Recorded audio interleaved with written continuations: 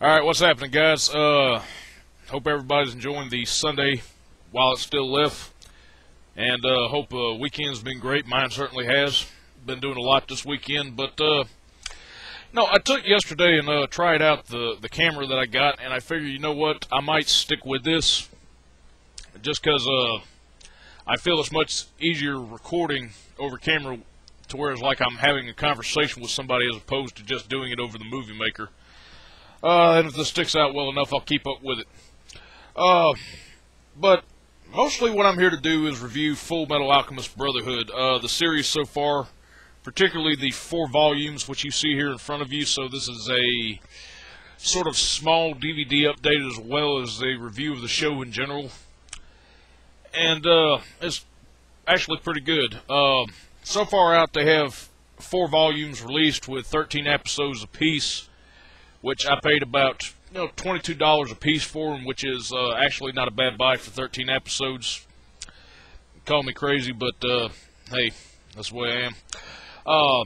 Not really a fan of much anime that's come out lately, and I wasn't really crazy about the remakes to the animes which they did,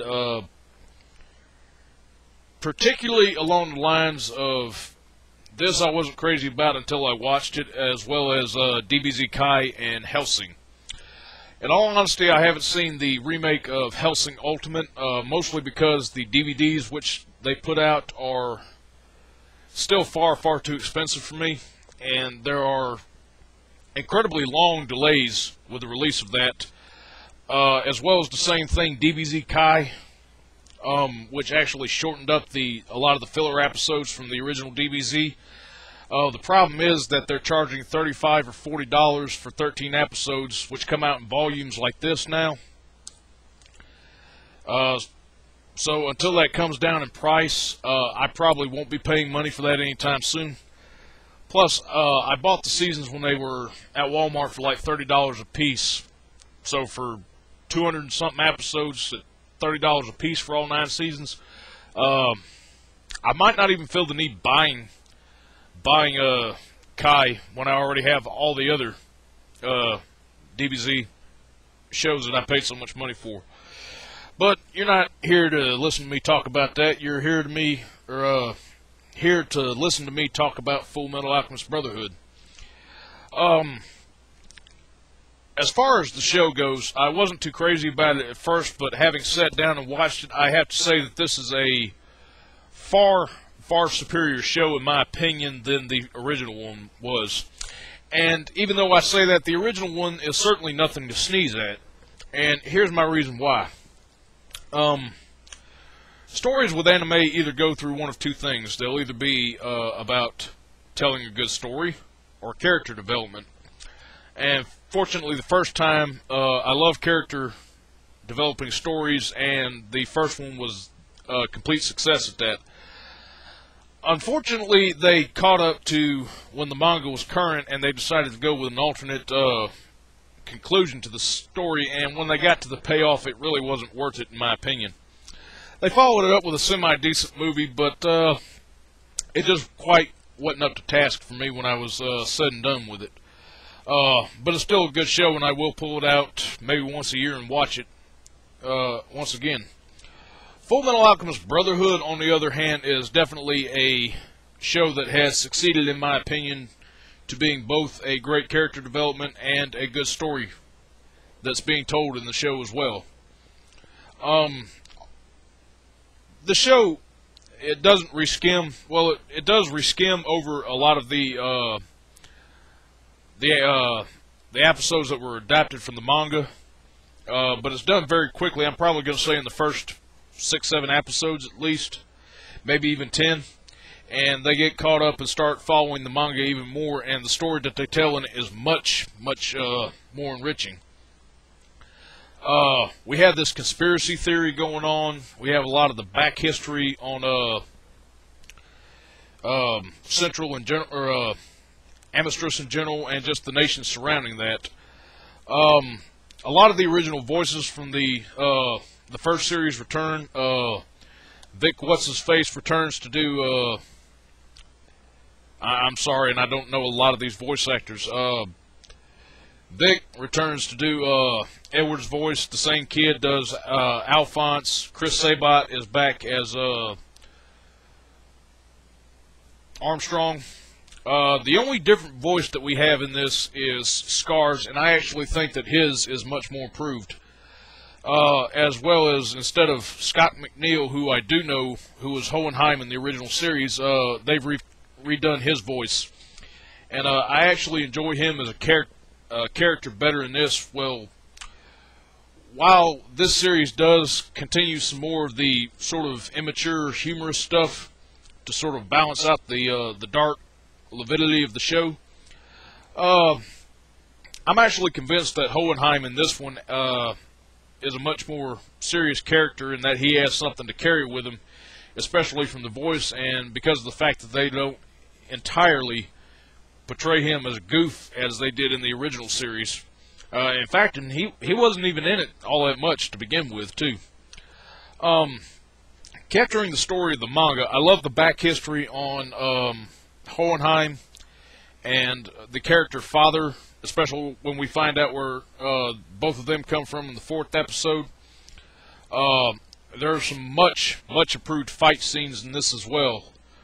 And we get a few new characters introduced into it that we didn't get in the original series. For instance, we have Prince Ling, Lan Fan, and Old Man Fu from the Zane Nation, who come along, as well as Mei and her little panda that eventually join up with Scar. There's some very interesting characters, as well as oh, there was one more. Oh yeah. We also have another character, actually Alex Armstrong's sister, Olivier, and this is her right here. Beautifully drawn looking woman, but she starts out looking like a bit of a hard ass and a bitch to Ed and Now when they meet her. But she actually proves herself to be a worthwhile and competent character, even so much so that she rivals Bradley as a sword master. I really enjoy her character.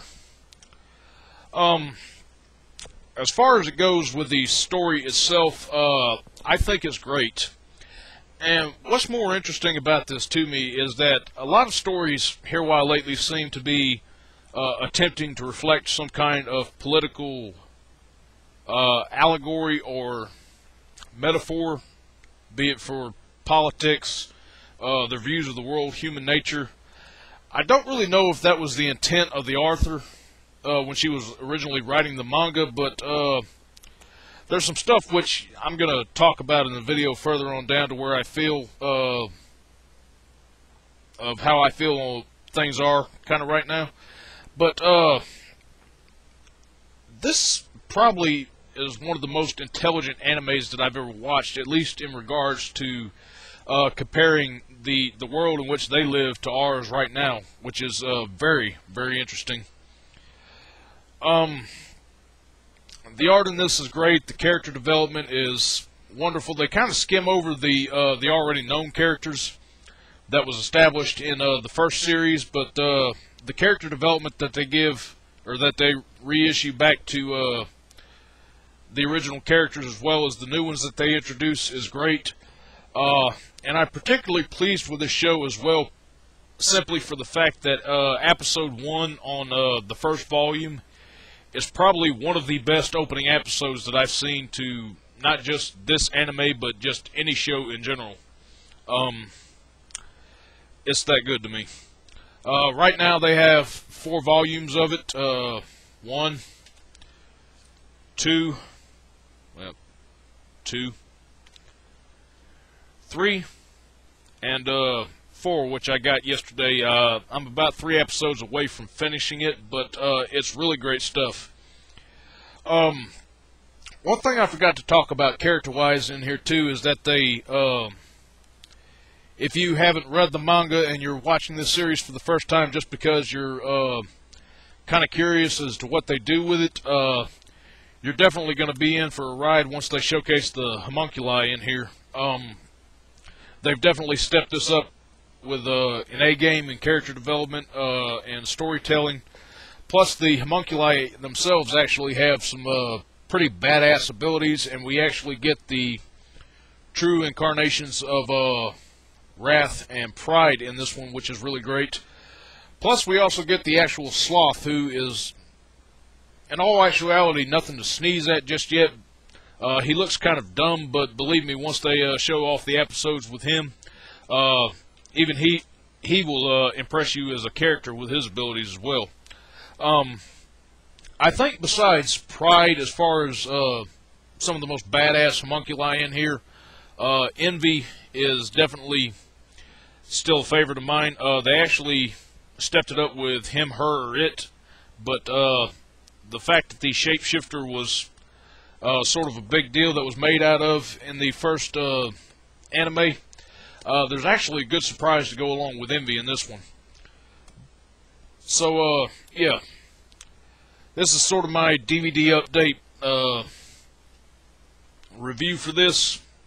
Definitely great stuff. If you haven't watched this, I actually highly recommend that you do. And I say that about everything I read or watch, but this definitely has really become probably one of my favorite animated shows that has come out within the last decade. Check it out. I guarantee it'll be well worth the buy. Thanks for watching, and I'll be back later.